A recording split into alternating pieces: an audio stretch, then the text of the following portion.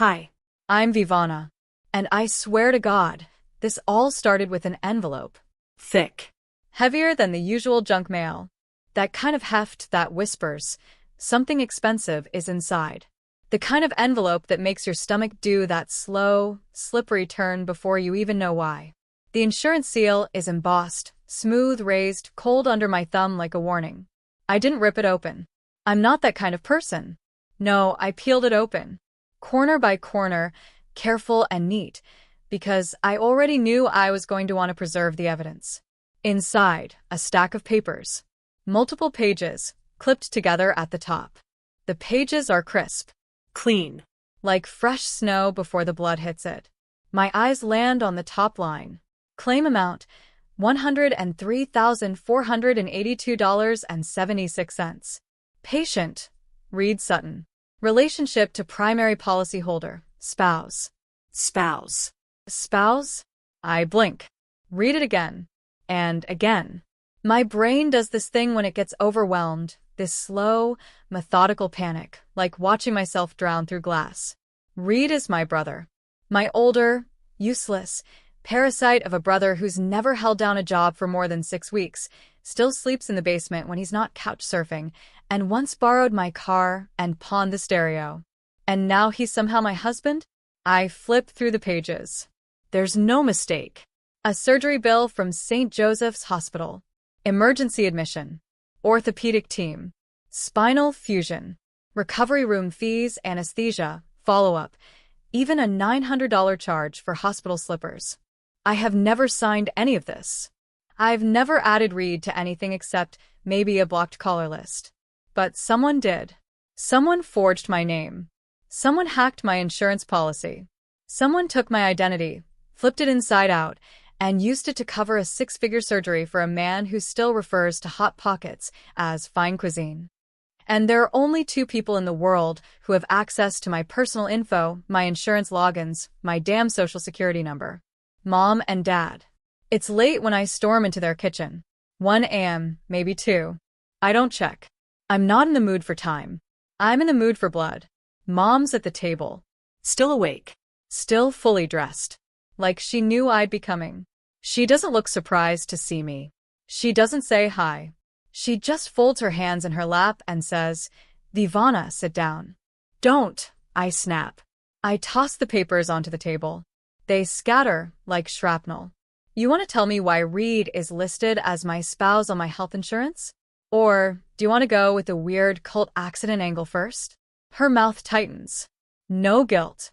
No panic. Just that tight little smirk she does when she's been caught, but doesn't feel bad about it. "We did what we had to," she says simply. "What? You had to marry me to my brother?" "Don't be dramatic," she huffs, standing now. "It was paperwork. Just paperwork. The hospital wouldn't take him without coverage, and you weren't answering your phone. Because I was working." I yell. Because I have a job, unlike everyone else in this goddamn family. Dad appears at the kitchen doorway, shirtless, blinking like a mole dragged into daylight. He sees me, sees the mess of papers, the fury in my face, and promptly turns around. Coward. I turn back to Mom. "You committed insurance fraud. Identity theft. That's 10 years minimum. Do you know what kind of shitstorm this is?" Her voice goes cold. "We raised you." Oh, there it is. The ultimate weapon. Guilt. "We put food in your mouth, clothes on your back, a roof over your head. None of that gives you a blank check to destroy my life. You owe us," she says, like she's stating a fact. "Reed needed help. You were the only one with insurance good enough to cover the surgery. What were we supposed to do? Let him end up paralyzed?" I laugh. It's ugly and sharp. Maybe if Reed hadn't spent the last 15 years lighting his life on fire, this wouldn't have happened. She slaps the table. "He's family. Then why didn't you put him on your policy?" Her eyes flash. Her mouth moves. Nothing comes out. "Yeah," I say. "Exactly." Dad reappears. Still not making eye contact. Still pretending the wall is really interesting. I point at him. "And you? Nothing to say? You signed it too. That's your name on the 3rd page. You think you can just play dumb? He shrugs. I didn't want to fight. You didn't want to fight? My voice cracks. You let them commit fraud under my name because you didn't want to have an uncomfortable conversation? He doesn't answer. Mom turns defensive now. We thought you'd understand. We thought maybe, once you cooled off. You thought I'd just roll over. I spit. Like always. Like when you used my savings to bail Reed out of jail. Or when you opened a credit card in my name and said it was for groceries, but it ended up being a Carnival cruise. That was one time, she snaps. It's been years of this. Years. I should have cut you off ages ago. She folds her arms. You don't mean that. I look at her, really look, and realize I've never hated anyone more. I do. I don't sleep. The next day, I call Victoria. If anyone knows how deep this goes, it's her. She answers on the third ring. Same deadpan voice. Hoodie rustling in the background. She's always in a hoodie. Always. V, I say, trying to sound calm. I need a favor. A big one. Viv, it's 7 a.m. Bigger than your sleep. She groans. Okay. Hit me. I need you to pull every insurance claim under my name for the last 20 years. There's a pause. 20. Yeah. Why? I hesitate. Because I think this wasn't the first time. And I need to know how far back it goes. She's silent for a beat. Then, you think your parents be been running a long game? I think they've been using me like a personal ATM with a health plan. She exhales. All right. I'll run the reports. But if I find anything shady, we're going to have a conversation about reporting this. You know that, right? I know. Good. Because I'm not going down for your family's bullshit. 24 hours later, she sends me the files. It's worse than I imagined. Not just Reed. Not just once. 9 different claims. 3 for dental surgery. 2 for vision correction. 1 for something horrifyingly vague called rehabilitation services billed out of Florida. Reed isn't the only one. There's an Ava Sutton listed once. A cousin I haven't seen since I was 12. A Calvin Monroe marked as a dependent. I don't even know who that is. Someone's been using my identity like a Costco card, passing it around, swiping it at every emergency room from here to Tallahassee. And the best part? It's been happening since I was 15. I'm 30 now. That's half my life. I'm sitting on the floor of my apartment, surrounded by papers. Claims, statements, highlighted timelines, scribbled notes. Like some kind of manic detective, minus the trench coat. It's all here. And none of it makes sense. Ava Sutton, who I barely remember except for her braces and the time she got gum in my hair, is listed as a dependent 3 separate times. For braces. For a psych eval. And for a broken wrist. Except Ava's parents are alive. Well off. She used to show up to family events in designer sandals. Why would I be listed as her primary insurance? Victoria sends me more. One of them makes me physically flinch. Patient. Calvin Monroe. Date of birth. September 12, 1969. Relationship to primary policy holder. Nephew. I don't have a nephew. I don't even know a Calvin Monroe. There's an address. I Google it. It's a halfway house in New Jersey. What the hell? Victoria messages me again. Viv, this is deeper than fraud. This is long-term ID theft across multiple parties. I don't know what kind of family operation you're sitting on, but it smells like RICO. RICO. Racketeer Influenced and Corrupt Organizations Act. I feel nauseous. That's not just fraud. That's federal prison level. That's organized crime level. And my family? They're the damn ringleaders. I start recording everything.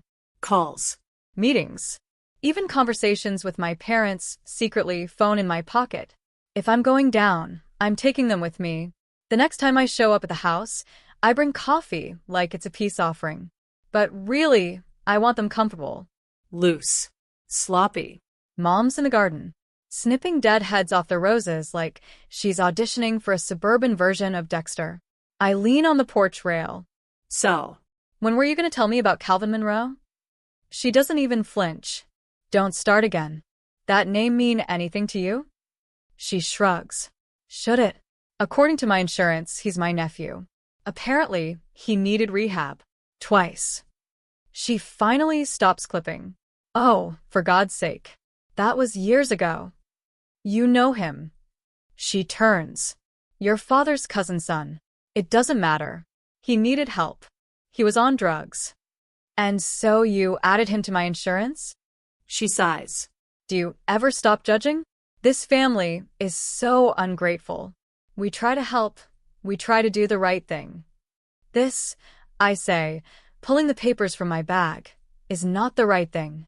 It's illegal. It's dangerous. You're risking everything. She wipes her hands on her apron like I'm the one being unreasonable. You sound just like them. Like who? The investigators, she spits. I freeze. What investigators? She realizes her mistake too late. They came to the house a few weeks ago, she admits, voice clipped. Asking questions. About Reed. About the surgery. I didn't tell them anything. You lied to federal investigators? They didn't have a warrant. Oh my God. It's not like they know everything. They will. Because I'm cooperating. Her eyes go wide. You wouldn't. I already have. She steps forward. Vivana. Think about what you're doing. I am.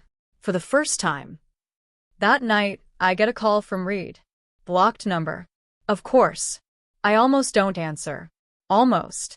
But curiosity is a disease, and I've had it since birth. I pick up. Hey, little sis, he says, voice all smug and slithery. Heard you've been digging around. I don't respond. You always were the nosy one, he continues. Remember when you found Mom's stash of vodka behind the spice rack? You tattled. Got me grounded for 2 weeks. You were 11. I was 7. Details. I clench my jaw. You stole my identity. You let them fake a marriage. I had to, he says, like he's explaining the weather. My back was messed up. I couldn't walk. Mom said it was fine, that you'd understand. Did you think it was fine? Does it matter? She was paying. You mean I was paying? He pauses. You always thought you were better than us. No. I wanted better than us. There's a difference. Silence. Then, suddenly, they lied to you, you know. Obviously. Not just about the insurance. About everything. What the hell does that mean? He chuckles. Low and bitter. Go find her birth certificate. Look at mine while you're at it. Let me know if you notice anything off. And then he hangs up. I don't sleep. Again. At dawn, I break into the attic. Mom and Dad's house smells like dust and old betrayal. The boxes are labeled in Mom's perfect cursive. V. School. Reed. Medical. Family docs. Jackpot. I tear it open. Inside, a stack of official papers. Birth certificates. Social security applications. Report cards. Old Polaroids. I find mine. Crisp. Folded once. I open it. Nothing seems off. Name. DOB. Hospital. All checks out. Then I pull out Reed's. Different hospital. Different county. Same mother. But father? Blank. I double-check mine. Father listed. Kenneth Sutton. Reed's. Blank. I stare at it for a long, long time. Then I pull out a photo. An old one. Mom, holding a baby. Her eyes are red from crying. She looks younger. Different. Haunted. The date scribbled on the back is 9 months before Reed's birth. It's not Dad standing beside her. It's a man I don't recognize. I confront her again that night. She's watching TV. Reruns of some fake cooking competition. The laugh track keeps cutting through my rage. I hold out the photo and the certificates. She doesn't look surprised. She just turns the TV volume down. Who's his dad? I ask. She doesn't answer. Tell me. She takes a sip of her tea. A man I met before I married your father. You lied to us. I had to. Reed was already born when I met Ken. He agreed to raise him. We agreed not to tell anyone. So, I've been living with a stranger. He's still your brother. No. He's not. She looks up at me, tired. Does it change anything? Yes. It changes everything. You ever hear your name in a stranger's voice? Not a barista, not someone calling out an order, but in that clinical, detached tone that means you're in a file somewhere. That your data. That's what it felt like when Agent Miles said, "Vivana Sutton?" He didn't look up from his notepad at first. Just kept flipping pages. One finger trailing the edge like he already knew exactly what line he was looking for. We met in the back of a bland office building near the federal courthouse. Beige walls. Windowless. One sad ficus in the corner that looked like it had seen a few too many guilty verdicts. Victoria sat beside me, arms crossed, hood up, expression unreadable. Miles finally looked up. He was clean-cut in that polished but exhausted way, like someone who used to run marathons before the job ate his free time. His eyes were sharp, though. Too sharp. "We've been trying to untangle this for 6 months," he said. "You're the first one to step forward." I nodded, because I didn't know. "And now you do?" I slid the manila folder across the table. It hit with a satisfying thump. Claims. Birth certificates. Photos. Forged signatures. A paper trail that stretched back 20 years like a cancer. He opened it, skimmed, paused at the marriage claim. His brow twitched. "Your brother?" "Half-brother," I corrected. "Turns out my dad isn't his dad." "Right," he muttered, flipping a page. "Still illegal." "He was never on my policy. My parents added him. Faked documents. Signed as me. I didn't know until I got the bill." "And the other names? Ava Sutton? Calvin Monroe?" I nodded. "Never consented. I didn't even know who Calvin was until 2 days ago." He looked at me then. Really looked. "You're willing to testify?" It wasn't a question. "Yes." "Against your family?" I took a breath. And lied. "I don't have a family anymore. They assigned me a handler. Some fed named Teresa with a clipboard and an eye twitch. She was all business. Very don't get attached to the witness energy. But she got things done. Within 3 days, I had protection on my emails, flags on my credit, an alert system in place in case anyone tried to access my accounts. It felt like putting locks on a house after it already burned down. The worst part? My parents kept calling. Not constantly. Just enough. Enough to remind me that they were still there, lurking behind the curtain. Voicemails like this. "Vivana, honey, please. We can fix this. We can explain everything. You don't have to go to the police." Or this. "Your brother's scared. He's hurting. Is that what you wanted?" Sometimes I played them on loop just to get mad enough to stay strong. Because part of me, the old part, the dutiful daughter part, she still wanted to believe this could be fixed with an apology and a few therapy sessions. But the rest of me knew better. Victoria got spooked.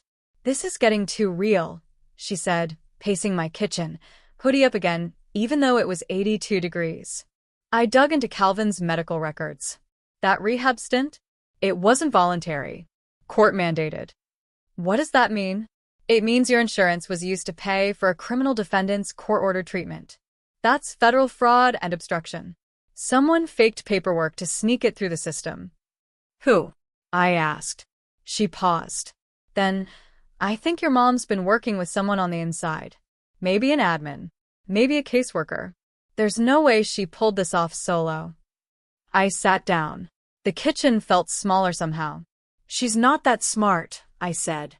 "Exactly," Victoria replied. "Which means someone else is." A week later, the charges dropped.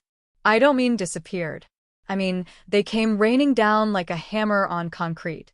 Federal fraud, identity theft, obstruction, conspiracy, racketeering.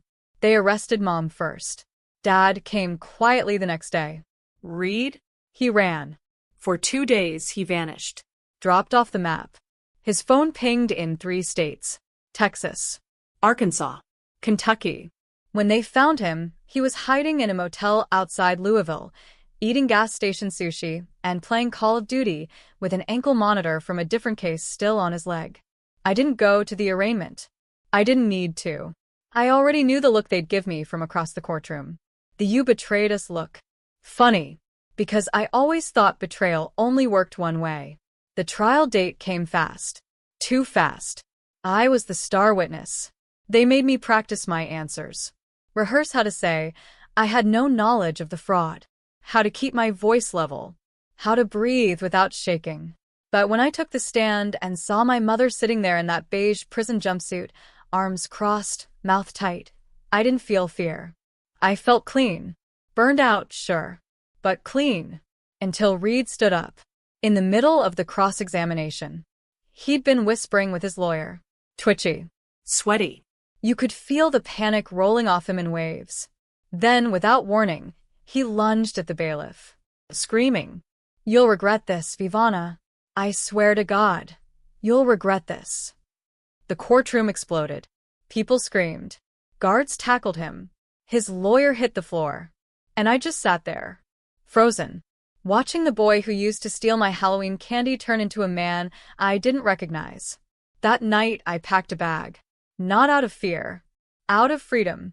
I found a new apartment. Smaller. Farther from the chaos. No family photos. No memories. Just white walls and clean counters. Teresa sent a final email. Case closed. Cooperation noted. Testimony recorded. I poured a glass of wine. Sat on the floor. My phone buzzed. Prison incoming call, Reed Sutton. I let it ring. And ring. And ring. Then I hit ignore. Sipped my wine. And for the first time in my entire goddamn life, I didn't feel like someone's daughter, or sister, or pawn. I felt like Vivana. Just Vivana. After court, everyone thinks it's over. But it's not. You don't blow up a family this size without shrapnel. And I'm not just talking about news coverage or old neighbors whispering behind grocery shelves. I mean actual consequences. Financial ones. Legal ones. Emotional ones I didn't even have words for yet. The insurance company sued me. Yeah, me. Technically, I'm the policyholder. Even if I didn't know, even if I was the victim, they still had to follow protocol. Don't panic, Victoria said. It's standard procedure. They just want to recoup losses. So they'll get it from a 30-year-old analyst who hasn't taken PTO in 2 years? They'll drop it once the court formally classifies you as an unaware third party. But the thing is, it still felt like a slap. Like I'd been the punching bag and the criminal. That week, I started having these weird flashes. Not quite dreams. Not quite memories. 1 second, I'm brushing my teeth. The next, I'm standing in our childhood kitchen again, 8 years old, watching Mom write checks at the table. Her eyes darted toward me. Quick, cautious. Or I'd be pouring coffee, and suddenly I'd remember Reed crying in the garage, sitting in Dad's old recliner with a frozen bag of peas on his knee. Don't tell, he whispered.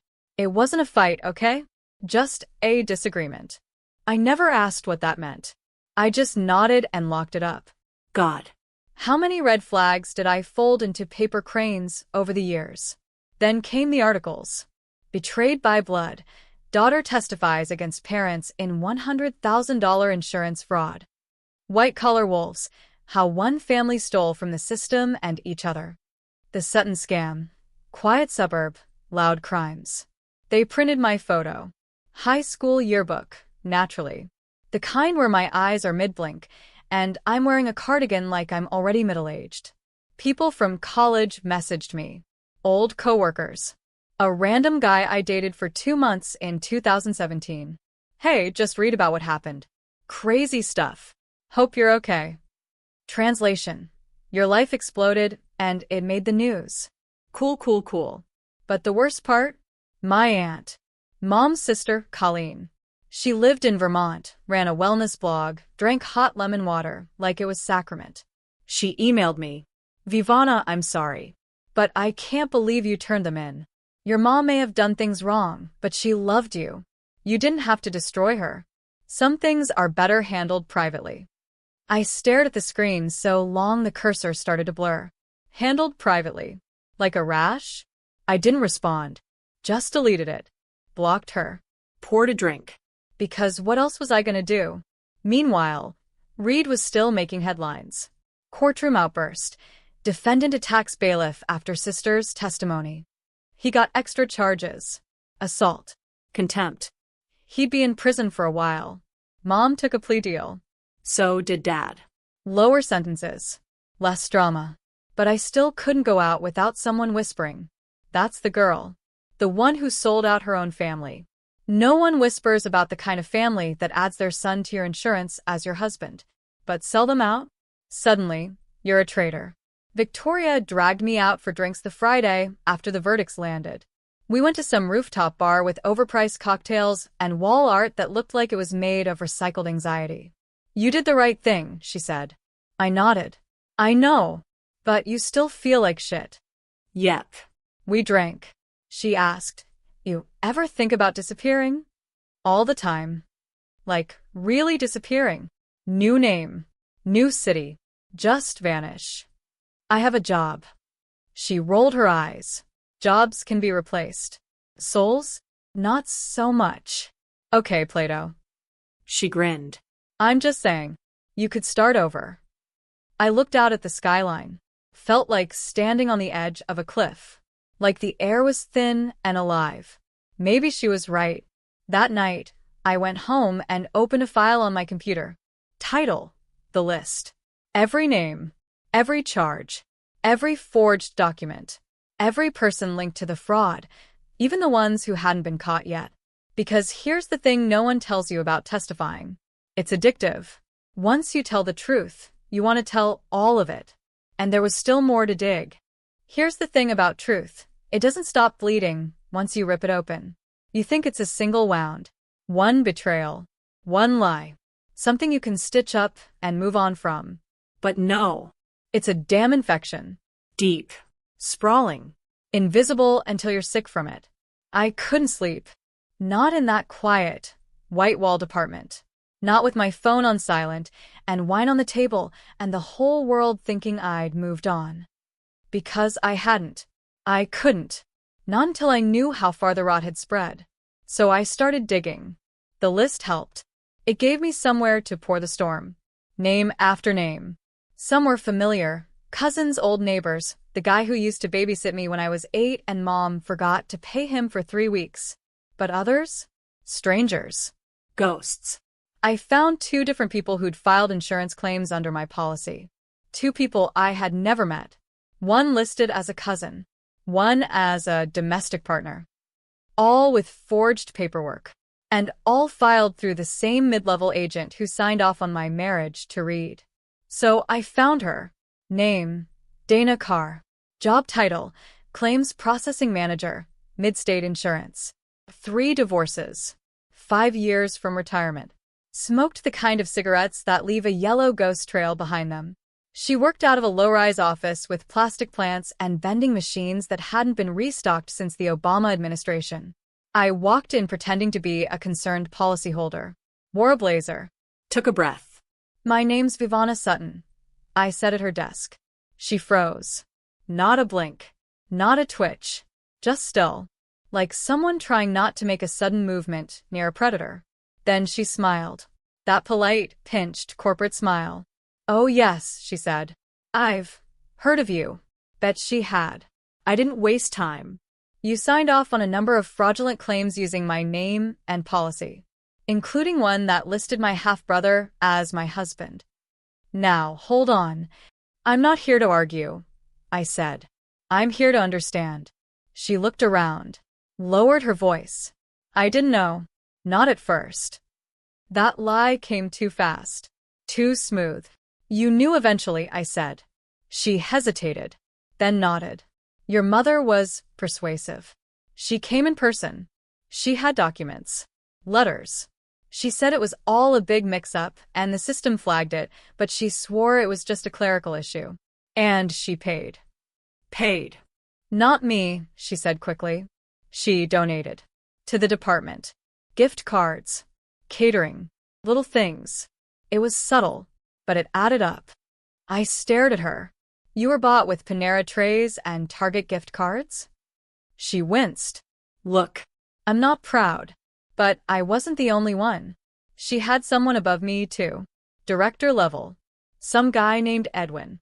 And your dad, he worked angles, knew the language, knew how to talk to people. My stomach turned. It wasn't just them. It was a whole ecosystem. People who looked the other way, who cashed their lunch bonuses and smiled for group photos while their silence helped build a criminal empire. God. It wasn't a family. It was a network. Victoria wasn't surprised. Your parents weren't masterminds, she said, but they were connectors. They knew how to pull the strings.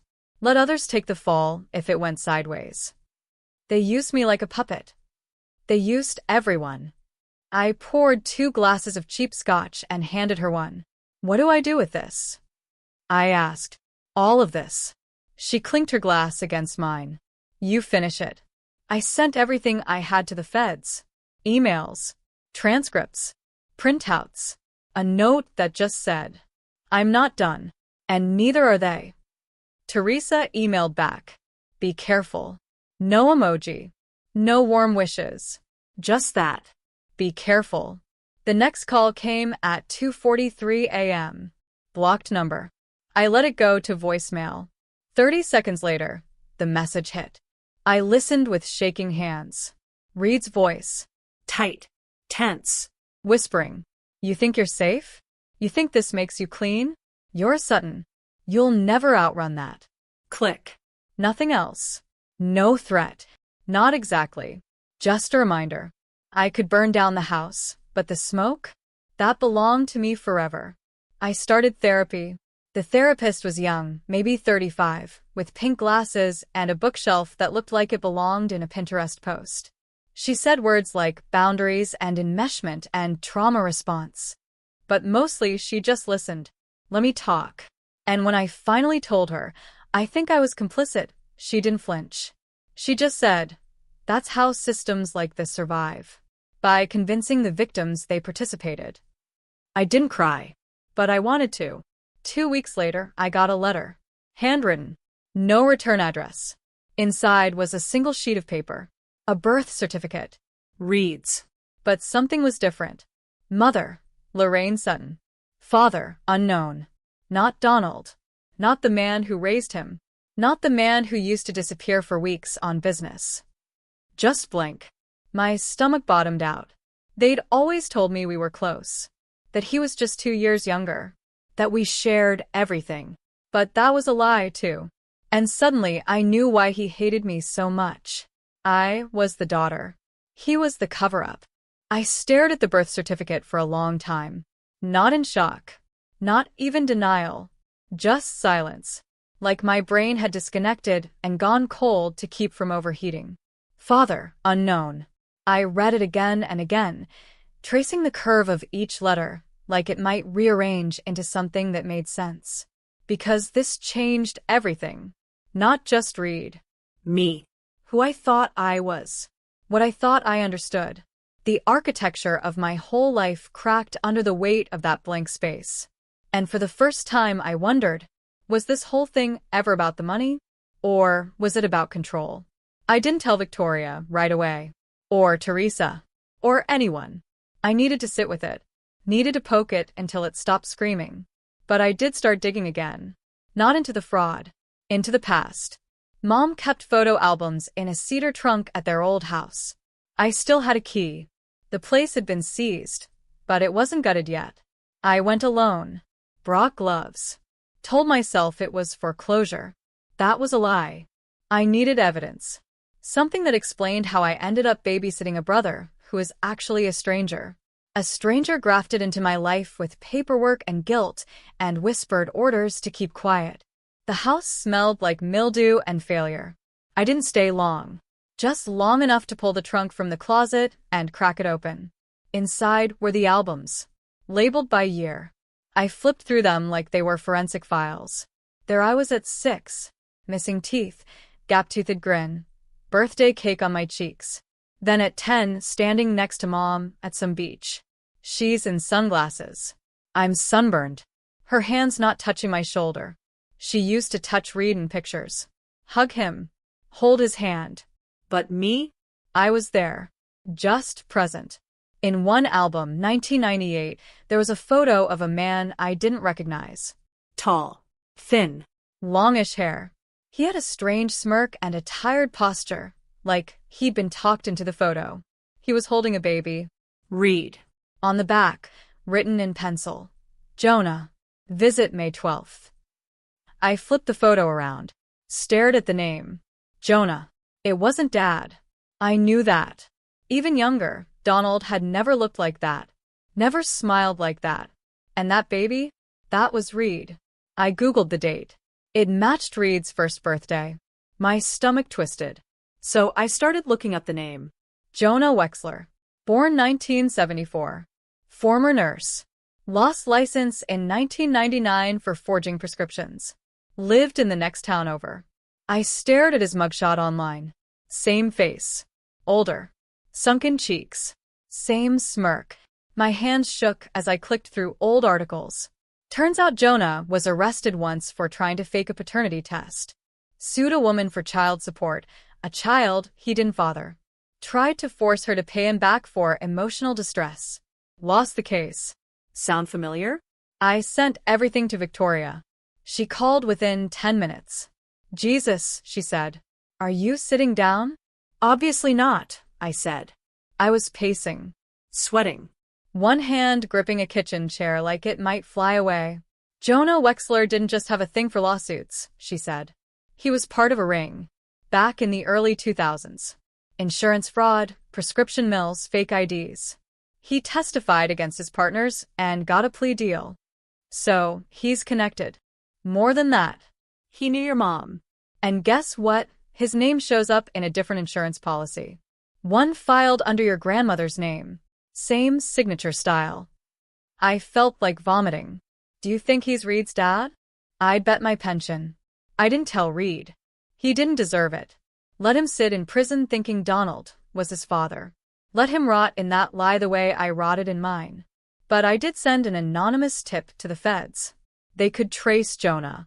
Reopen files. Dig deeper. Because if Jonah helped them commit fraud once, maybe he'd help again.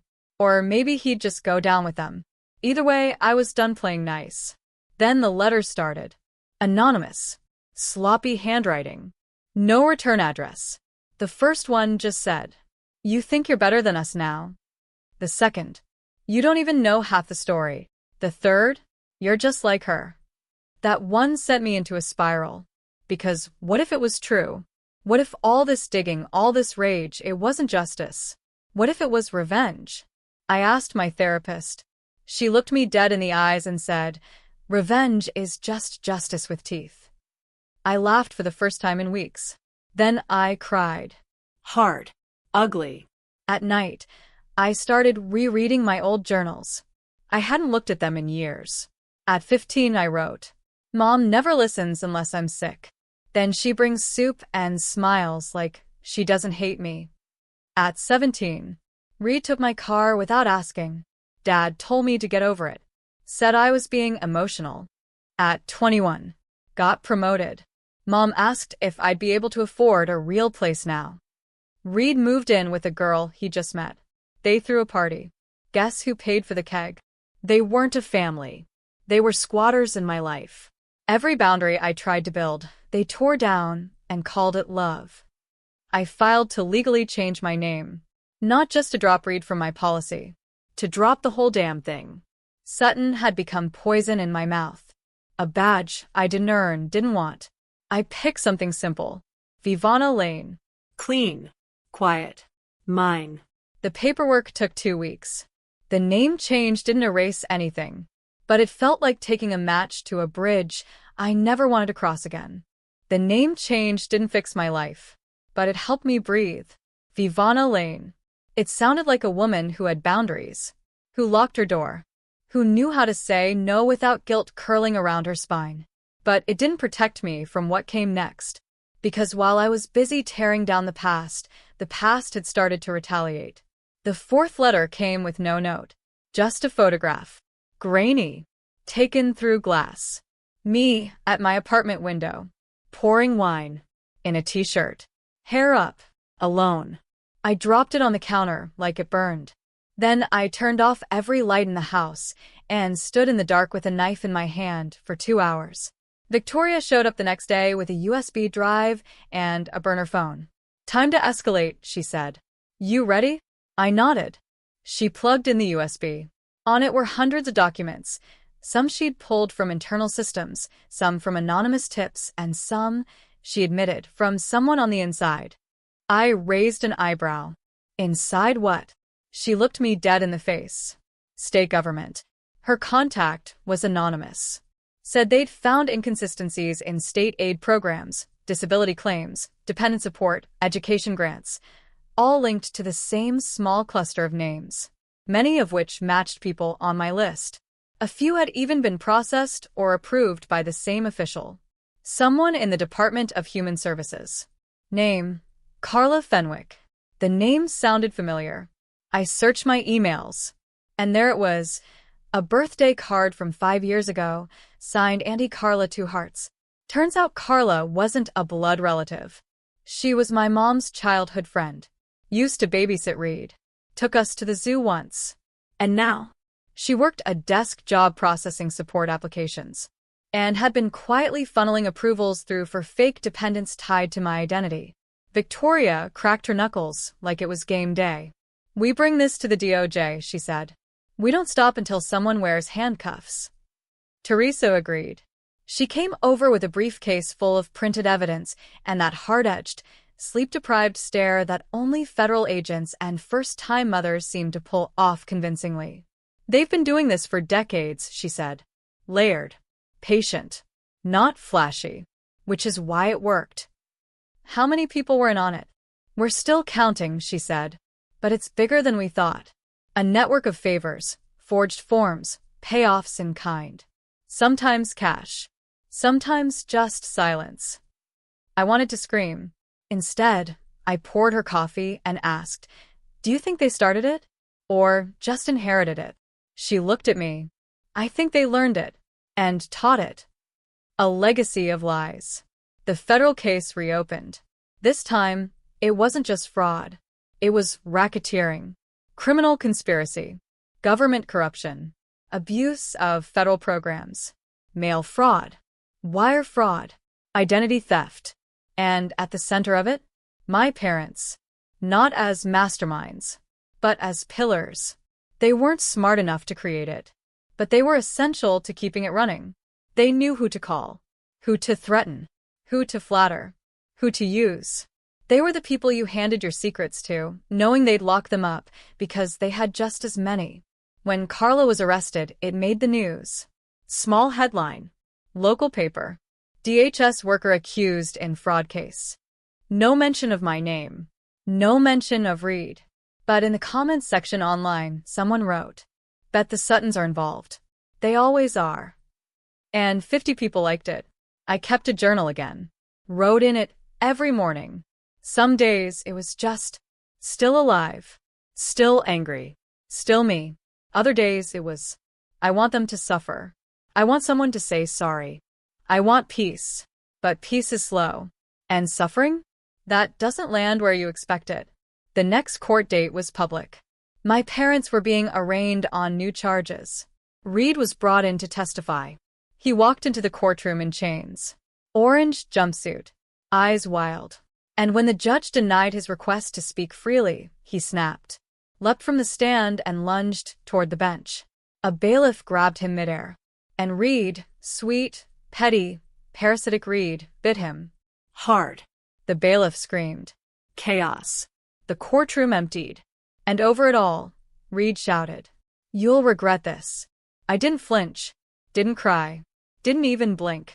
Just sat there in the second row, hands folded in my lap, watching, like a stranger, like I wasn't the sister he used, the identity he wore like a mask, the person he called Plan B when his own life crumbled. And maybe I wasn't. Not anymore. Later that night, I replayed it in my head. The way his eyes found mine, the snarl, the rage. I thought I'd feel guilt, but I didn't. I felt relief, because he was no longer my problem. It was quiet now. Too quiet if I'm honest. I'd gotten used to the chaos, the sirens of my life. Without them, the silence echoed. But that was the point. I moved into a new apartment. Smaller. Sun-drenched. Clean lines. Clean slate. The walls were bare, except for one framed quote above the kitchen sink. Survival is the most subversive act of all. I didn't decorate much. Didn't want to. I was tired of filling spaces for other people to steal. The wine was red. The glass was cheap. The silence was perfect. The phone rang once. Correctional facility. Inmate Reed Sutton. I watched it flash. Let it vibrate itself to death on the table. Didn't answer. Didn't even move. Just sip my wine. And smiled. Because I wasn't his dependent anymore. Never was. Hi. I'm Vivana. And I survived. That's more than I can say for them.